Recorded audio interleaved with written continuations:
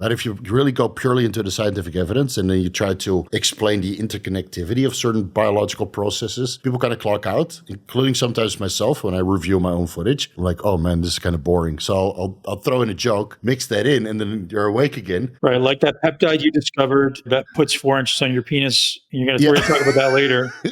We'll talk about that one at the end of the podcast. Save that one for the end. Yeah, don't use the timestamps to skip ahead. Tell me about why you've decided to take the angle of integrity and staying true to who you are with your stuff, rather than sort of selling out and throwing people under the bus or doing educational video or entertainment videos. Why have you decided to take that path when you know different? Well, first of all, I wouldn't watch that content myself. Yeah, and I know now you prancing around in your underwear, claiming to be natural. That would sell, man. People are like, look at this guy. He's natural. You can do it, man. Yeah, but it's not sustainable, though. And eventually everybody gets outed anyway. And I saw that, you remember the Get Big days, right? Of course. Get Big. Everybody got outed eventually. So I've been on the message boards and the YouTubes. And so you see eventually that the facade will take a turn for the worse, and then your reputation gets ruined. So I figured, you know what, if I just stay true to myself and make content of what I'm interested in back in the day and now, then at least I don't feel like it's a job. And it's very sustainable. So I've been doing this, edutainment kind of content for a couple years now. Highly intellectual, pretty high level knowledge transfer from me based on my personal experience, and then mixing that in with the scientific evidence for the audience. And then throwing a couple dad jokes, make it relatable.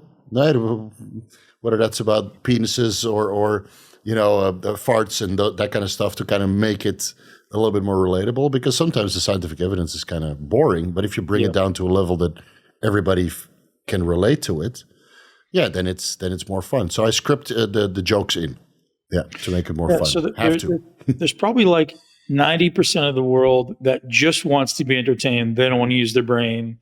There's like 5% of the world that wants a little bit of entertainment and a little bit of education, and then 5% of the world that wants pure education, right? And I think I fit sort of into the last category of like, just fucking tell me what works. Like I don't need to be entertained. I don't need the joke, and that doesn't always sell, right? And I think that's one of the things that drew me to your content, man. Is like, well, you do make it entertaining. You have a personality that's like I don't mind watching your stuff. Some people are so I won't mention any names.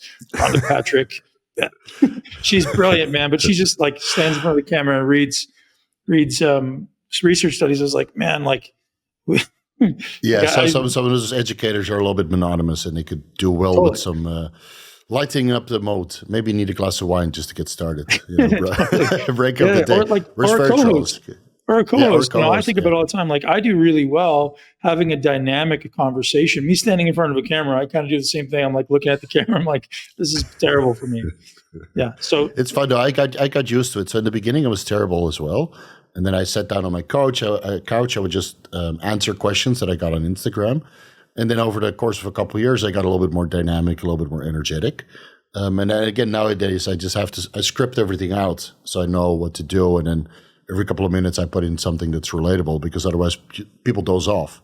But if you really go purely into the scientific evidence and then you try to explain the interconnectivity of certain biological processes, people kind of clock out, including sometimes myself when I review my own footage. I'm like, oh man, this is kind of boring. So I'll throw in a joke, mix that in, and then you're awake again. Right, I learned that from one of my discovered, like that peptide you discovered that puts 4 inches on your penis. And we're going to talk about that later. We'll talk about that one at the end of the podcast. Save that one for the end. Don't use the timestamps to skip ahead. But this kind of stuff is, to keep the attention going, right? So, and I understand it, because my videos are kind of long, and it's usually the podcast format also. You have this dynamic, so you go back and forth. It's like energy tennis. So it's followable.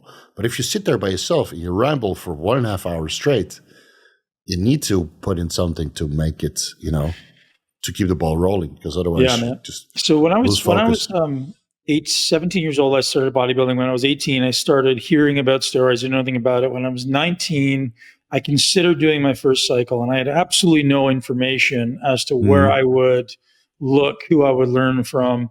And so there's a couple of meatheads at the gym who started saying things like, oh, bro, you got to do test, or you got to do DECA, and you got to do D-ball. I had no reliable resources, right? I would look for like research papers. This is before the internet. I would look for, the microfiche. I don't know if you remember microfiche, having to go to the library and like search through these little, right. The little films. yeah. So I started looking, and I had no reliable resources, man. So, which is the reason I bring that up, is I'm so grateful for someone like yourself.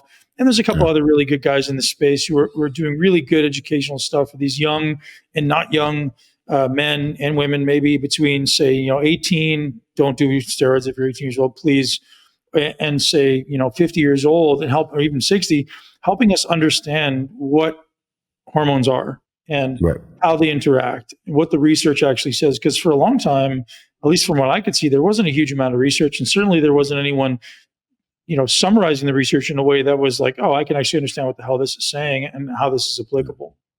Yeah, make it somewhat digestible, right? Because sometimes the research is very in depth.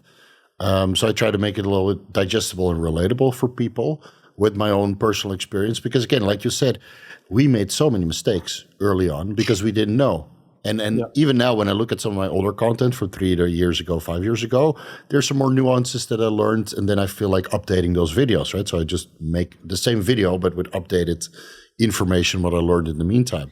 And we didn't have access to those things. We have access to the forums, right? You talk to anonymous guys talking about crazy cycles or terrible drug combinations like the Deanable Kickstart, and then testosterone, right? So everybody gets gyno and acne and high water retention and blood pressure problems the first 4 weeks. And I think by providing a source of information for people who want to get started up until the highest level, and I don't hold back on high level stuff, I think there's something on my channel for everybody to learn from and prevent them from making the same mistakes I made, and keep themselves healthier.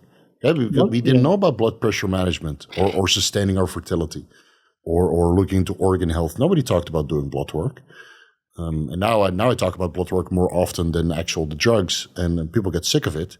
But at least it's resonating with some people. So I guess mission accomplished. Yeah, I think most of the guys. Good. Yeah, I do feel that the community overall is healthier because of it. Yep. I think most of the guys on my show are generally like TRT range type of guys. A couple guys go above TRT range a couple times a year. So TRT range for the average listener, you're replacing what your body produces, 20 to 30 milligrams a day, either daily administrations, every other day administrations. Then I'll get some guys who are like, hey, I want to do a little cycle of 400 milligrams for 3 months. That's generally, it seems like the guys who listen to this podcast, that's the range they like to stay in. Once you're over 35, once you're over 40, not as many guys are looking to be mass monsters as they are when they're early 20s. So, we want to keep those guys healthy.